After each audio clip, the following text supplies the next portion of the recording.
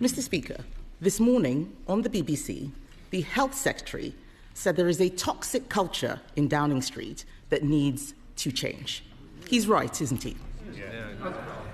Mr. Speaker, my focus each and every day is on rebuilding and renewing our country. But let me be absolutely clear, any attack on any member of my cabinet is completely unacceptable. All right, ladies and gentlemen, strap yourselves in, grab your cuppa and prepare your best oh dear face, because what we just witnessed in the Commons could only be described as the political version. Before we dive into the footage, can I ask you for a quick favour? If you're enjoying this content, please hit the like button and subscribe to the channel. Believe it or not, over 98% of viewers watch without subscribing. It's completely free for you, but it means the world to us and helps the channel grow. So, did you click it? Awesome, thank you. Now let's get into the video. Kemi Badenoch has just absolutely stumped Sir Keir Starmer at PMQs, and the entire House of Commons basically turned into the world's most chaotic family dinner. The kind where one aunt tries to keep the peace, someone's uncle starts shouting about the economy, and somebody else starts throwing statistics across the table like they're hot Yorkshire puddings. And now, for those of you who missed this absolute masterpiece of political theatre, let me set the scene. The House was packed. You could practically feel the tension buzzing like a dodgy fluorescent light in a corner shop. Kemi Badenoch, calm, composed, the kind of person who'd sip tea during a storm, sits there waiting her turn. And on the other side, Sir Keir Starmer, the leader of the opposition, polishing his notes, ready to drop another gotcha question. You can tell he's been rehearsing this one in front of the mirror all morning. He stands up, straightens his papers, gives that classic serious statesman look and opens with, "Thank you, Mr. Speaker. I'd like to associate my party with the Prime Minister's comments about Remembrance Week." You know, the polite preamble before the gloves come off. And then, bam, he goes in for the jab. This morning on the BBC, the Health Secretary said there's a toxic culture in Downing Street that needs to change. He's right, isn't he? Oh, the House goes, oh, like a crowd that just saw someone spill their pint. You can almost hear the sound of eyebrows raising across Westminster. The man's not messing around. He's basically called Number 10, a toxic workplace, live on telly. You half expect HR to burst through the chamber doors with a clipboard. And then, here it comes, our PM, calm as ever, does that politician thing where he takes a question, spins it like a washing machine, and somehow hangs it out to dry as a completely different statement. He goes, "Mr. Speaker, my focus each and every day is on rebuilding and renewing our country." Translation, I'm not touching that question with a 10-foot pole. He then doubles down, proudly announcing how they've delivered 5 million extra NHS appointments like he's just pulled a rabbit out of the Treasury. We didn't do 2 million or 3 or 4. We did 5 million extra appointments. He says like it's an episode of The Apprentice, Cabinet Edition. And at this point, the benches behind him start doing that thing where they shout, "Hear, hear," even though they're not entirely sure what they're hearing. It's like cheerleading for statistics, but Keir Starmer's not impressed. You can see it in his face. He's got that look of someone who just realised his opponent came to the quiz night with the answer sheets. So Keir swings again. He says, but the toxic culture, the Prime Minister's not doing anything about it. And then, in true Westminster drama fashion, he starts naming names like he's reading out nominations for the Backstabber of the Year awards. His allies accused not just the Health Secretary, but the Home Secretary and even the Energy Secretary of launching leadership bids. You could practically hear the soundtrack from EastEnders in the background. Dun, dun, dun! And then, this is the part that had everyone clutching their biscuits.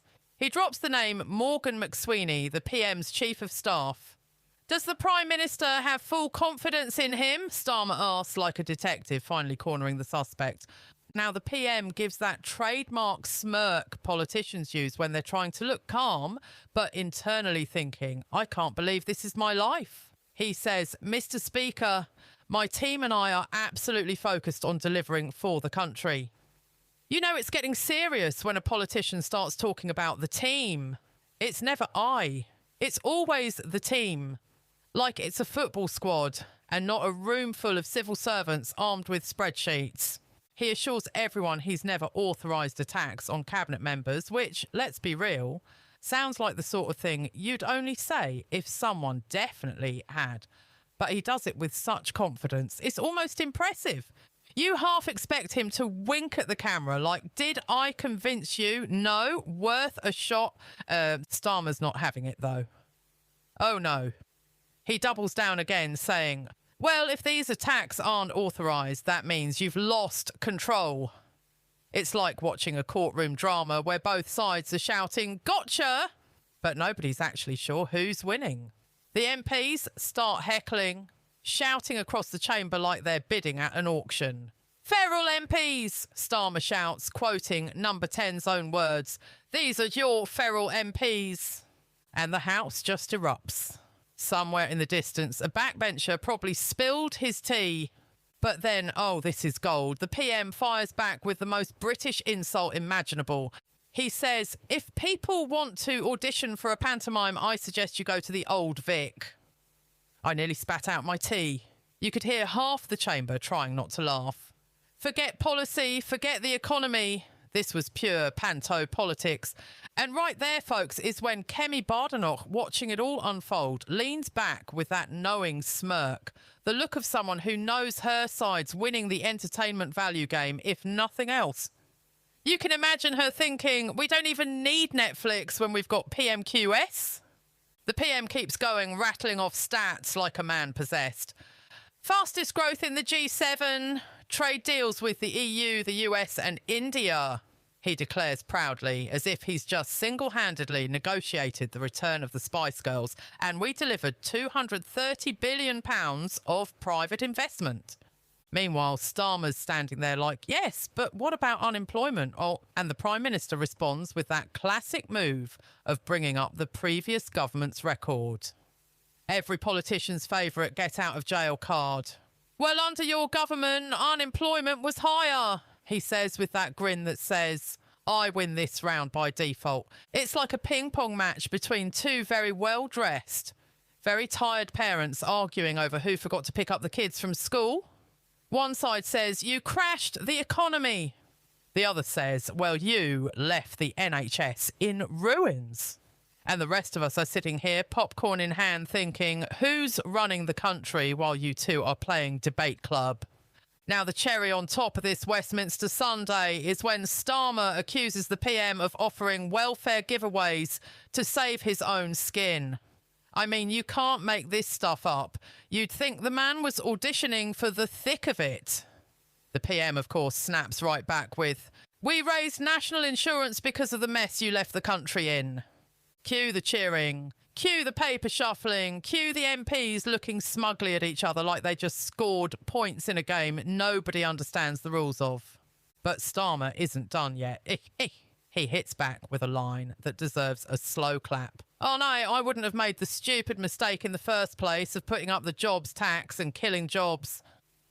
The room gasps. The PM's jaw tightens. Somewhere in the corner, an aide probably whispers, did he just say stupid? And yes, he did. Now the debate's in full swing. Starmer's throwing out accusations like confetti, illegal migrants, rule-breaking ministers, taxes, unemployment. It's like a greatest hits album of everything people have ever complained about on Twitter. He ends his speech with this dramatic crescendo. 2 weeks before the budget, isn't it the case this Prime Minister has lost control of his government, lost the confidence of his party and lost the trust of the British people? If this were a film, that's the line where the camera zooms in and the music swells. Absolute cinema. But our PM, he just grins. You know that grin British people do when they're pretending not to be bothered but are actually deeply offended. That one. And he replies with a classic political non-answer, the kind you could frame and hang on the wall of Number 10, we're delivering for the country. And just like that, the Commons descends back into its usual chorus of order, order, as the Speaker's gavel comes down like an overworked referee at a Sunday League match. Now, let's talk about Kemi Badenoch's role here. She didn't need to say much. Her expressions did the work for her. She sat there, chin lifted slightly, that calm, I told you so energy radiating through the benches. You could almost see her thinking, I didn't come here to argue. I came here to watch history and a bit of chaos. The memes were immediate. Within an hour, Twitter was ablaze. Kemi's face when Starmer said toxic culture deserves an Oscar. When your opponent starts quoting your own party's leaks. PMQs or Love Island reunion? Honestly, the internet never disappoints. And here's the thing, this wasn't just a shouting match. Beneath all the banter and the mockery and the pantomime jabs, you can actually feel the fatigue of British politics. Everyone's playing to the gallery, but no one's really saying, hey, here's how we fix it. It's like watching a tennis match where both players keep hitting the ball into the audience. Entertaining, absolutely. Productive, debatable. But as a YouTuber watching this circus unfold, I can't help but appreciate the craftsmanship. The timing, the delivery, the unintentional comedy of it all. Because let's face it, no one does drama like British politicians. Americans have Congress. We've got Mr. Speaker and a man shouting about job centres while someone else yells, shame from the back row. So what did we learn from this PMQS session? Lesson 1, if you're ever accused of running a toxic culture, just start listing numbers until everyone forgets what the question was. Toxic? Maybe. But did you know we've got 5 million extra appointments? Works every time. Lesson 2. In Westminster, confidence is currency. Doesn't matter if your cabinet's allegedly in civil war or your chief of staff's trending on Twitter. Say we're delivering for Britain loudly enough, and half the room will nod out of habit. Lesson 3. If you ever want to see true British comedy, skip the sitcoms and watch PMQS live. The way MPS heckle, the timing of Mr. Speaker, it's pure performance art. And so, yes, Kemi Badenoch didn't have to shout, didn't have to grandstand. She let the chaos unfold. And by the end of it, it was Sir Keir Starmer who looked stumped. Not because he lost, but because he realised he'd just walked into a rhetorical trap where logic doesn't matter, applause does. And that, my friends, is the magic of British politics. Everyone's technically right, everyone's technically wrong. And by the time the speaker shouts order for the 50th time, nobody remembers what the original question was. So next time you're stressed about your day, just remember, somewhere in Westminster, grown adults are arguing about waiting lists and calling each other feral on national television, and they're getting paid for it. God bless Britain. Anyway, that's it for today's breakdown of the glorious mess that was PMQs. If you enjoyed watching Keir Starmer trying to land punches while Kemi Badenoch quietly won the internet